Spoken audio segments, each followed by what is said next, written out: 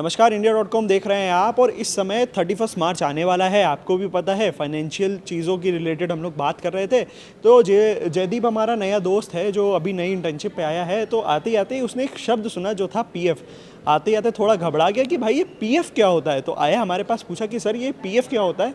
तो हमने सोचा कि इसको तो जवाब दे ही दें, साथ में आपको भी बता दें कि पीएफ से रिलेटेड और भी जुड़ी खबरें। तो उसके मन में 3-4 सवाल थे, तो वो हम कैमरे पे ही डिस्कस कर लेते हैं। हमने सोचा कि हम जेडी को कैमरे के सामने ही बता देते हैं और तमाम लोगों के भी सवाल ले लेते हैं कि क्या होता है पीएफ, कैसे पीएफ निकाल सकते हो आप। तो जेडी से पूछते कि जेडी तुम्हारे सवाल क्या क्या थे, पहले ये बताओ। पहला सवाल तो यही था सर कि ये पीएफ होता क्या है। देखो, ये बताइए। पीएफ एक चीज़ ऐसा होता है कि जब हम लोग जॉब कर रहे होते हैं तो उसमें कुछ अमाउंट हमारी सैलरी से काटा जाता है। ठीक। प्लस जो हमारी जिस कंपनी में हम लोग कर रहे होते हैं तो वो लोग भी कुछ अमाउंट हमारे लिए एक जमा करते हैं। वो तुम्हारे ये कह सकते हो कि जब आप रिटायरमेंट हो रही हो या फिर आपको कभी इन केस ऑफ इमरजेंसी वो आप अमाउंट यूज़ कर सकते हो। तो उसी अमाउंट को हम लोग पीएफ कहते हैं, जो हम लोग एक सेविंग्स के तौर पर हम लोगों के लिए रिजर्व करके रखी जाती है हमारे सैलरी से। अच्छा। हाँ दूसरा सवाल ये था कि आजकल हम झट से यूपीआई कर देते हैं, कहीं भी हाँ हाँ। पेमेंट हो जाता है या निकल जाता है। तो ये बताइए कि जो पीएफ का अमाउंट है, ये यूपीआई या एटीएम से निकाल सकते हैं हम? देखिए, सवाल आपका भी जायज़ है कि लोगों को लगता है कि जब हमारा पैसा है जो हमारा ही सेव हो रहा है, हमारे ही अकाउंट में जमा हो रहा है, क्या हम उसको भी तुरंत निकाल सकते हैं। तो देखिए, अभी तक पीएफ निकालने में थोड़ा सा टाइम लग जाता था, 2 हफ्ते तक का समय लग जाता था।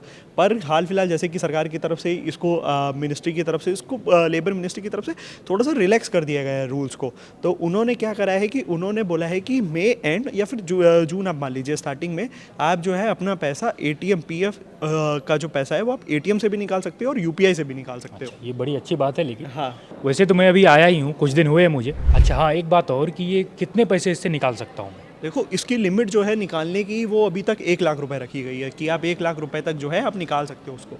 अगर जॉब चली जाए कल को, तो जॉब जाने के बाद हम कितना निकाल सकते हैं? देखो, जॉब अगर चली गई तो उसके पीछे भी एक रूल है कि आप 75% जो है आपका पीएफ का अमाउंट है वो आप निकाल सकते हो।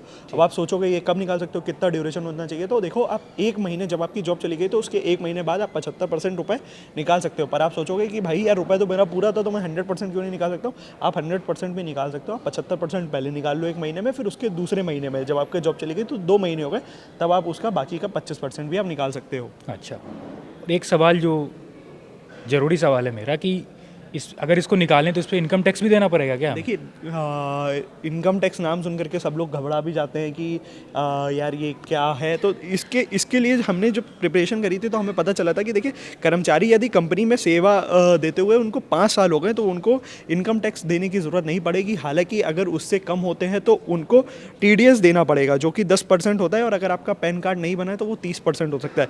बट अगर आप 15G या 15H फॉर्म सबमिट करते हैं तो आपका टीडीएस नहीं घटेगा। तो ये भी है, अगर आपको मतलब लगता है कि अगर आप टीडीएस आपका कट रहा है पीएफ पे, इनकम टैक्स को लेकर के आप घबरा रहे हैं, तो इनकम टैक्स लेने से भी घबराने की ज़रूरत नहीं है। अगर आप ये फॉर्म भर देंगे तो आपको दिक्कत नहीं होगी। ठीक, मैं तो समझ गया सारी बातें पीएफ को लेके, लेकिन आप बताइए, आप समझे कि नहीं? देखिए, और आपने एक और चीज़ पूछा, शायद आपको नहीं आया होगा कि आप पीएफ निकाल कैसे सकते हैं। एटीएम से अगर निकालने के लिए या यूपीआई से निकालने के लिए भी कोई स्टेप है क्या, तो वो भी हम आपको बता देते हैं लगे हाथों कि देखिए, पीएफ अगर आप एटीएम से निकालना चाहते हैं तो उसके लिए आपको एक कार्ड दिया जाएगा। कार्ड का भी हम आपको नाम बता दे रहे हैं। यूपीआई से अगर आप निकालना चाहते हैं, सबसे पहले यूपीआई का बता दें दर्शकों को कि यूपीआई से अगर आपको निकालना है तो यूपीआई से आपको अपना पीएफ अकाउंट लिंक कराना पड़ेगा। उसमें आप अपना फिर पीएफ बैलेंस भी चेक कर पाएंगे। और अगर हम बात करें कि अगर आप को एटीएम से निकालना है तो एटीएम से निकालने के लिए आपको कार्ड दिया जाएगा।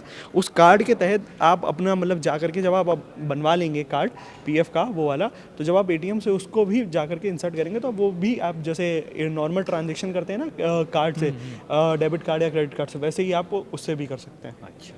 तो ये थी कुछ पीएफ से रिलेटेड जानकारी। ऐसी तमाम बड़ी खबरों के लिए बने रहिए हमारे साथ, देखते रहिए India.com। Thank you for watching.